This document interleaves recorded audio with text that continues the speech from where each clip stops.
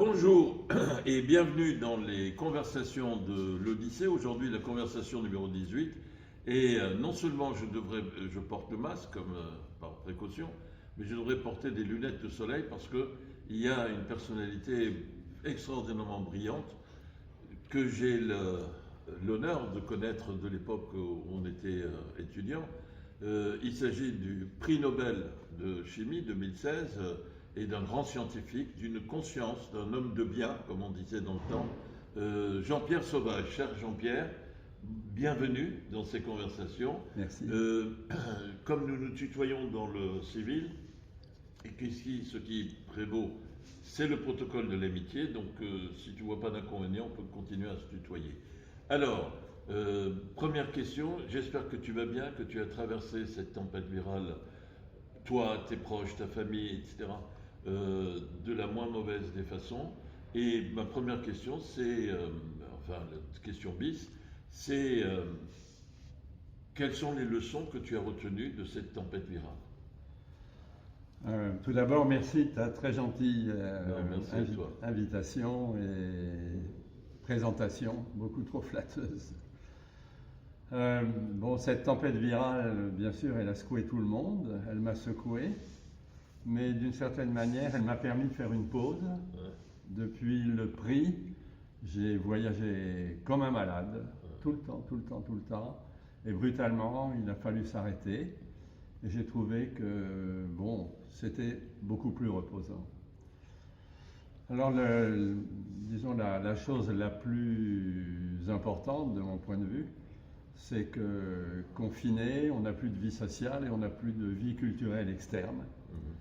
Donc, bien sûr, on en a souffert avec ma femme, Carmen, et on a essayé de compenser comme on pouvait, mais c'est pas simple. Ce que j'ai retenu aussi, c'est qu'en France, il y a à peu près 5 millions d'épidémiologistes, puisqu'il y a 5 millions de personnes qui se sont exprimées sans avoir la moindre compétence. Et je trouve que c'est un petit peu déprimant, disons, de voir que des tas de gens se croient autorisés de dire tout et son contraire, sans avoir la connaissance d'un domaine qui est quand même très précis. Voilà. Mais si tu permets, il y a même des gens qui ont, en tout cas, les titres officiels qui, sans être trop gênés aux entournures, sont venus nous dire au mois de mars que le masque n'était absolument pas nécessaire. Et les mêmes qui continuent à parler disent aujourd'hui que le masque est nécessaire. Il y a un livre qui a fait un peu polémique qui s'appelle du professeur Perron, peut-être que tu en as entendu parler, qui s'intitule « Y a-t-il une erreur qu'ils n'ont pas commise ?» Donc c'est vrai que c'est un peu désorientant, non? C'est vrai, oui, c'est vrai. Mais c'est le rôle des gouvernants de faire des erreurs. Oui. Je ne pense pas que les gouvernants puissent ne pas faire d'erreurs en permanence, sinon ils ne gouverneraient pas. Alors ceux-là, on en fait un grand nombre, ils ne sont pas les seuls d'ailleurs. Et la situation était très déstabilisante. Je veux dire, je ne peux pas penser à, disons, d'autres tendances politiques ou d'autres groupes de gens qui s'en soient sortis de manière parfaite. Oui. Alors, franchement. Oui.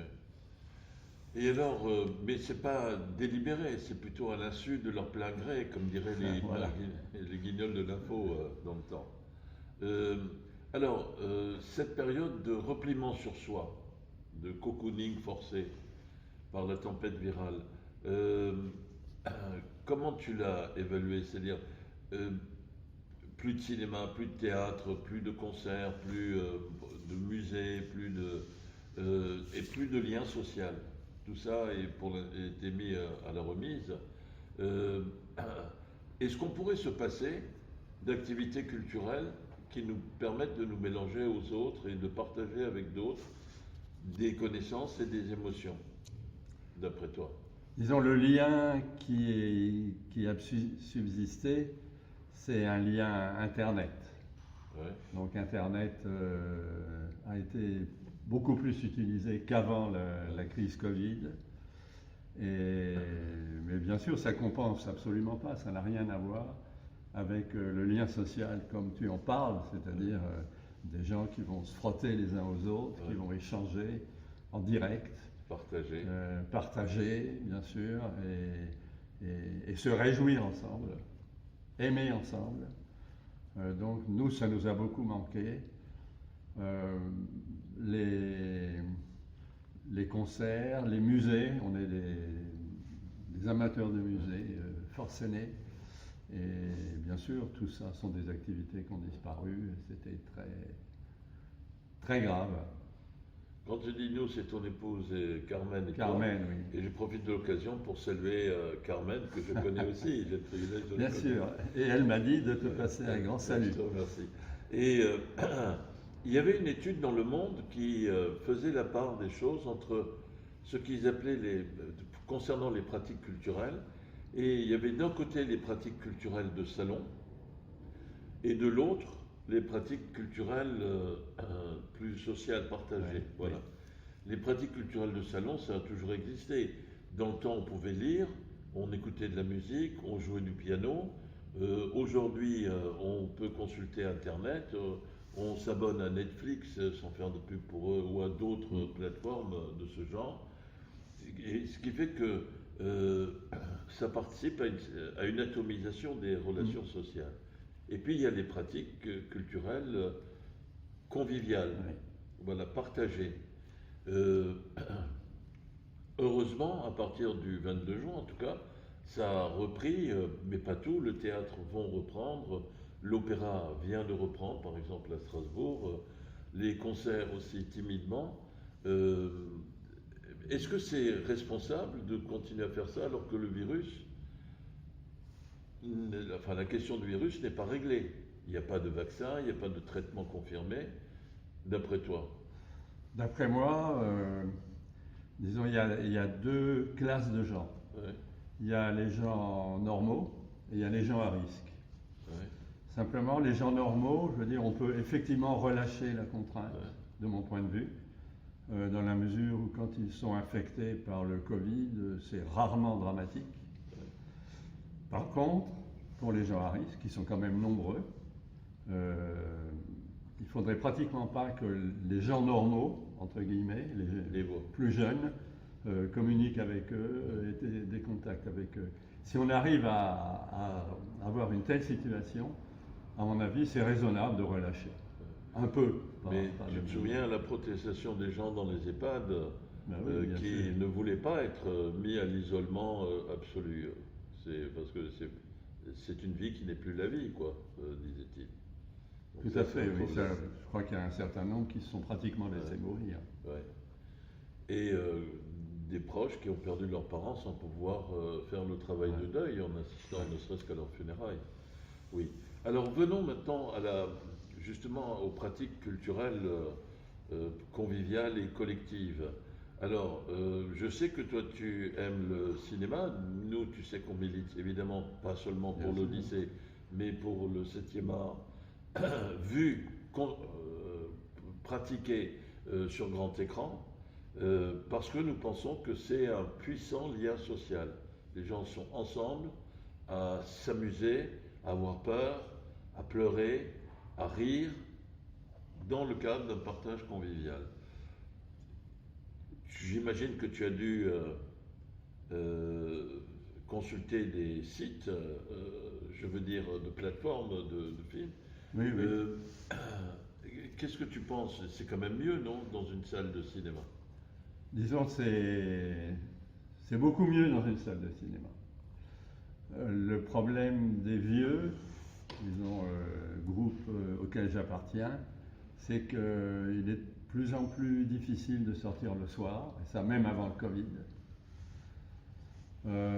Donc on a eu tendance, comme un certain nombre de gens, et on n'en est pas fier, à remplacer les activités culturelles collectives, disons en société, par des activités microcellulaires à la maison. Donc Netflix et d'autres plateformes de cinéma.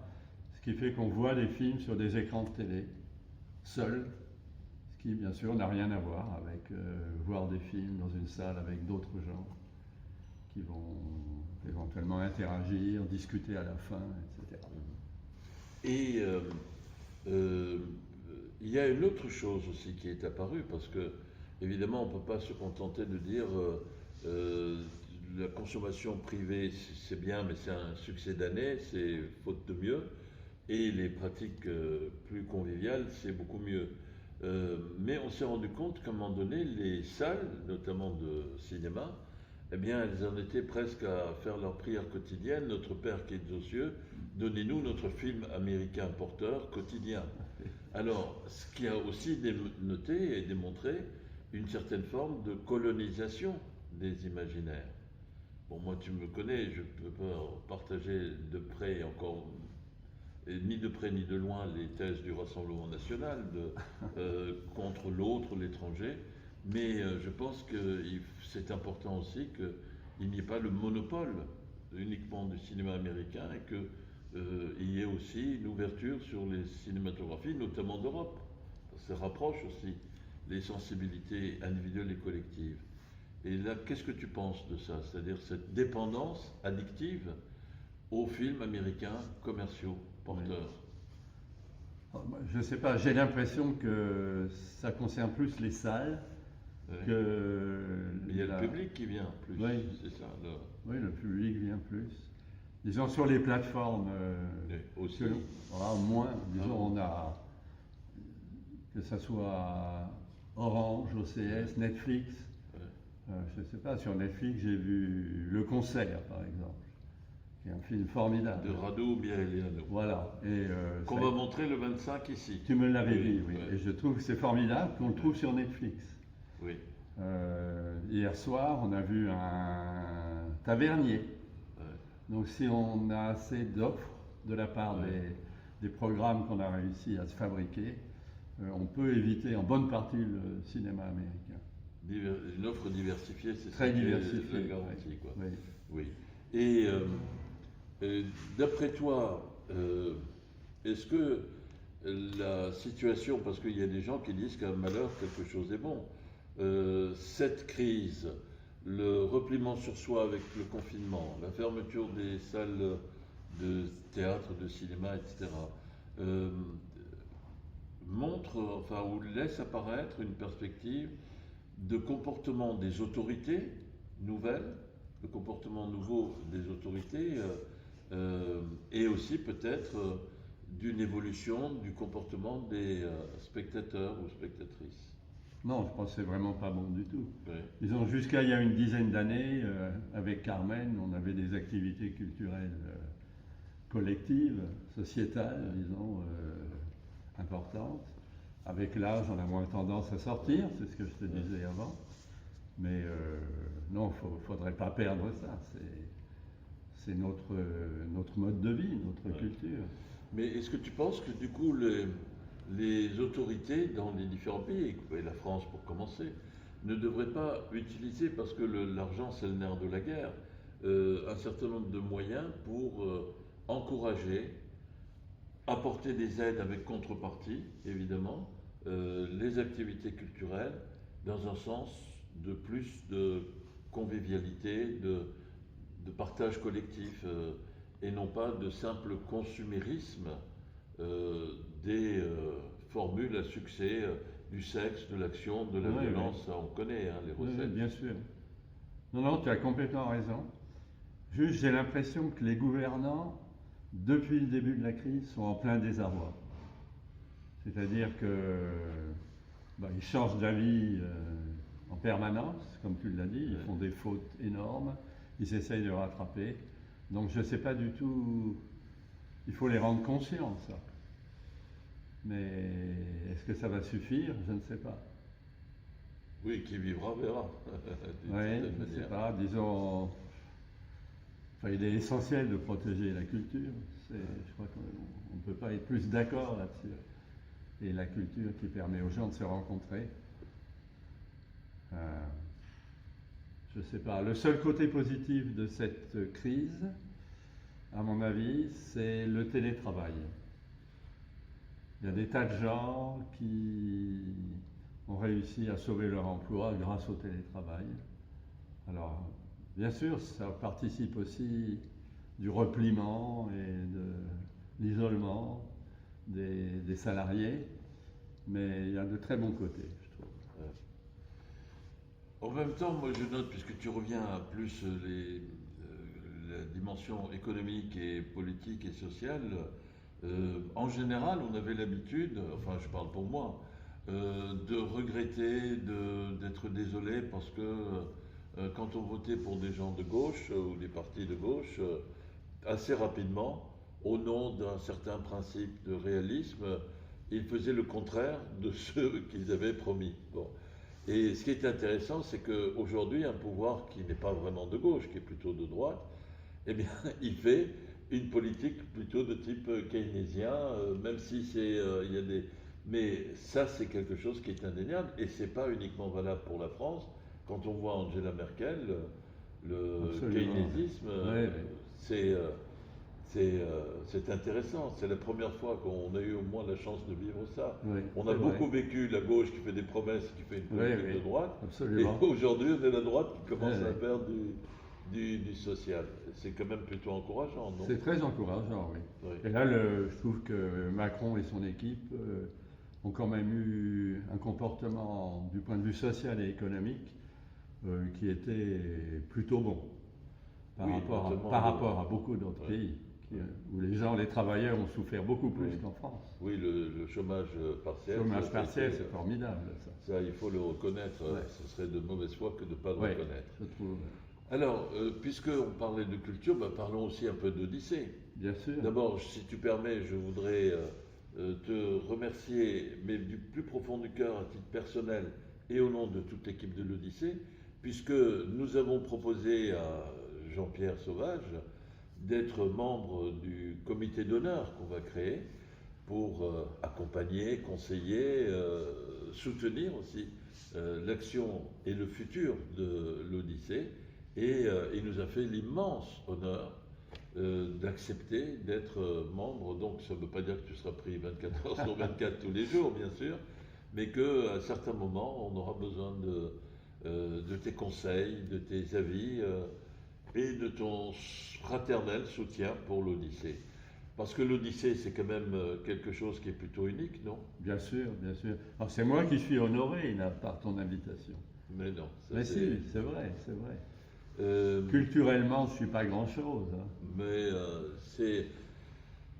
Je suis en désaccord total parce que là, il y a, en tout cas, heureusement, dans le domaine de la culture, il n'y a pas des sachants.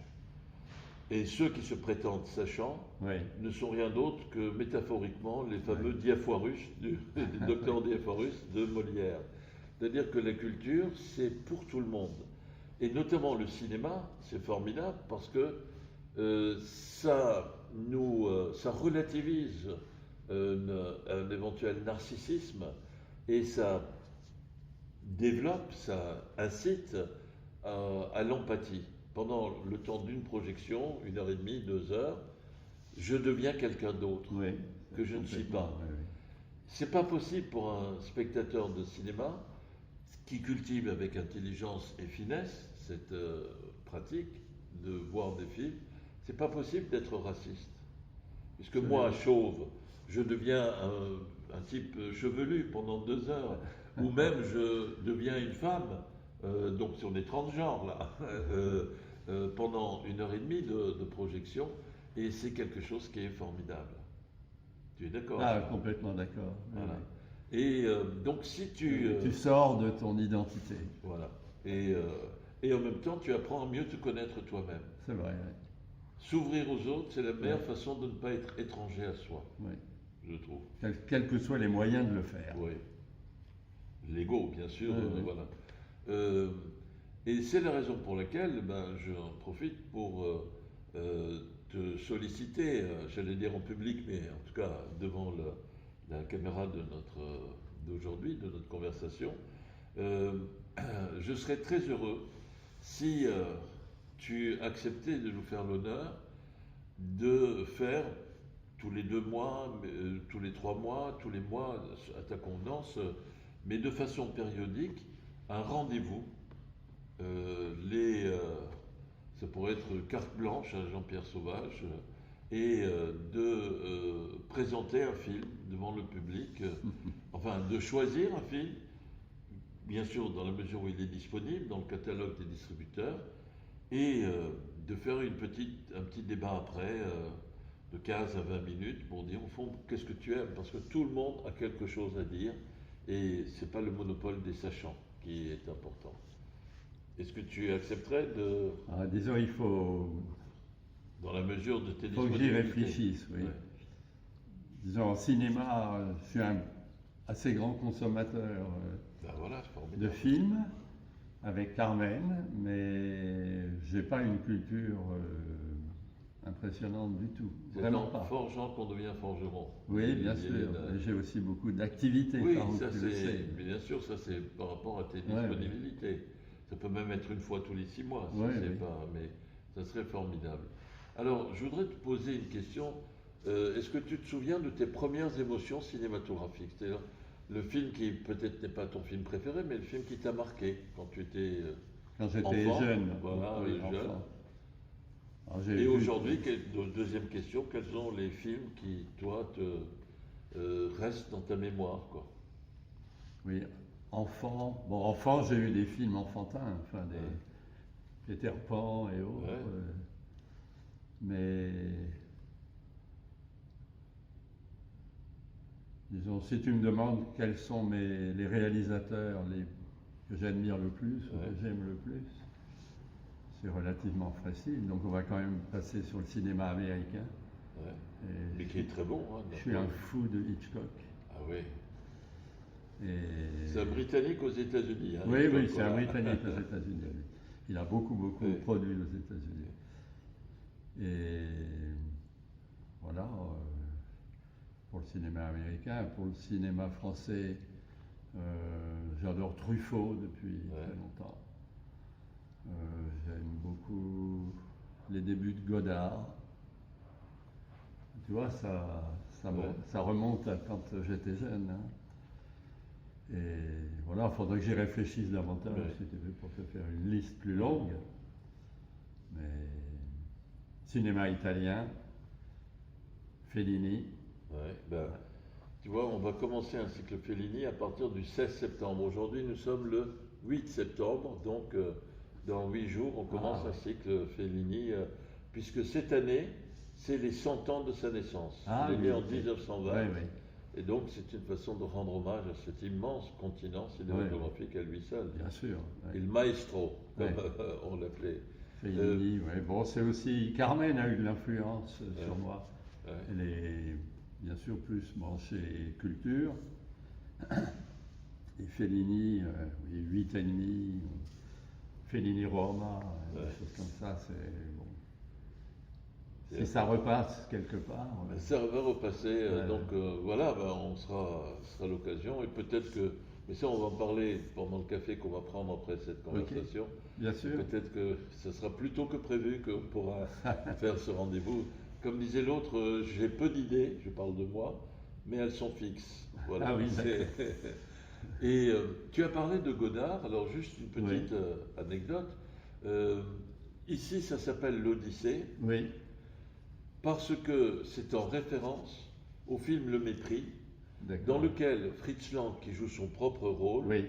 tourne un film imaginaire qui s'appelle L'Odyssée. Ouais. Voilà. Ah, voilà. Et tu vois, on parlait de Fellini, on avait hésité entre l'Odyssée Oui. et La Naveva. Oui, Et oui, Vogue bien le sûr. navire, qui est Oui, un oui, film bien sûr. magnifique Oui. aussi de Fellini, mais c'était plus difficile. Par exemple, on s'est dit, mais Jean-Pierre, il dirait à Carmen, allez, on va au cinéma, où est-ce qu'on va? On va à El Naveva. Oui. C'est plus difficile. Nous, On ça va nous à irait parce l'Odyssée. qu'on aime l'italien. Oui, d'accord, mais c'est plus, c'est moins fluide, si Oui, tu veux, bien sûr. phonétiquement parlant. Et aujourd'hui, dans les films récents, comment toi tu vois je sais pas, le cinéma français et plus généralement le cinéma par rapport aux spectateurs? Disons, dans le cinéma récent, je suis beaucoup moins au courant que le cinéma qui a déjà, on va dire, plus de 20 ans. Ouais. Des films de plus de 20 ans, j'en ai vu beaucoup, j'en ai retenu beaucoup. Le cinéma récent, moins. Bon, Ouais. c'est comme ça. Hein. Et quelle était la deuxième partie? Et donc, quels sont les- ce que tu vois sur le cinéma, le mode de relation que le cinéma entretient ou veut entretenir avec les spectateurs? Avec les spectateurs. Je te dis, là, je suis moins au courant, Ouais. dans la mesure où, depuis une dizaine d'années, on sort presque plus chez nous. Ouais. Donc, on ne participe pas à ces mouvements. Sauf à l'Odyssée où j'ai eu Oui, l'honneur oui, de te sauf à croiser. l'Odyssée. Oui. Ouais. Ben écoute, tu vois, moi je vais te dire ce que notre analyse à nous, à l'Odyssée, c'est que aujourd'hui, le cinéma a tendance un peu à pavloviser le spectateur, surtout Oui. les grosses productions, ce qu'on appelle les blockbusters Oui, oui, américains. oui. On transforme en cible de bombardement sensoriel les spectateurs avec des effets spéciaux, du sexe, de l'action, de la violence, des courses de poursuite, des bombardements, des explosions, Tarantino, tu veux dire. Tarantino, c'est beaucoup plus subtil que ça, je pense. Ouais. Je vais te dire, parce que lui, il s'appuie sur les codes en vigueur pour les désamorcer. C'est-à-dire qu'en fait, il ne le fait pas avec complaisance. Et notamment, il y a un film qu'on a montré au mois de juin, qui est extraordinaire, qui s'appelle Once Upon a Time in Hollywood. Oui. Et il montre que si on laissait faire le cinéma et les cinéastes, eh bien, la vie serait beaucoup moins moche qu'elle n'est dans la réalité. Par exemple, la merveilleuse Sharon Tate, qui avait été assassinée de façon tellement cruelle, eh bien, dans le film, elle ne meurt pas. Parce que bien sûr. Le cinéma permet. Tu refais la réalité. Voilà, et dépasse la réalité même. Et ça, c'est quand même bien. Ben, écoute, je veux dire, et puis comme ça, je vais te laisser le mot de la fin. Tu auras le temps d'y réfléchir un peu. Je voulais te dire que je te remercie très profondément et très sincèrement de nous avoir fait l'honneur de ta présence aujourd'hui. Je sais que tu l'as dit toi-même devant nous aujourd'hui qu'il faut faire attention pour les personnes à risque. Et tu as pris le risque de venir ici, à l'Odyssée. Donc je suis vraiment très très touché. Et je tiens à te dire que même si pour des mesures de sécurité sanitaire, je ne peux pas te prendre dans mes bras, eh bien, métaphoriquement, je le fais et fraternalement, je le fais. Et en te remerciant à nouveau, je te laisse le soin de dire le mot de la fin. Ouais, tu es très gentil, Farouk. Très gentil. Bon, le mot de la fin, disons de mon point de vue, c'est que ça serait absolument dramatique que des salles comme celle-ci souffrent au point d'être remises en question, que leur existence soit remise en question. Donc, soyons optimistes. Enfin, je crois que tu me l'avais dit toi-même, disons, il y a quand même eu une clientèle fidèle, et du point de vue économique, il y a eu une perte qui n'est pas trop dramatique pour l'instant. Voilà. Oui, touche du bois. Ouais. Mais disons, ma conclusion, c'est ça, c'est que toute cette culture, on ne peut pas la laisser s'effondrer, on ne peut pas la laisser disparaître. Disons, il est absolument essentiel de la protéger jusqu'à ce qu'on retrouve une situation normale. Bien sûr. J'espère que les gouvernants sont d'accord avec moi. Je partage ce vœu, évidemment. Qui vivra, verra. Oui. Merci beaucoup. Merci à toi. Au revoir. Au revoir.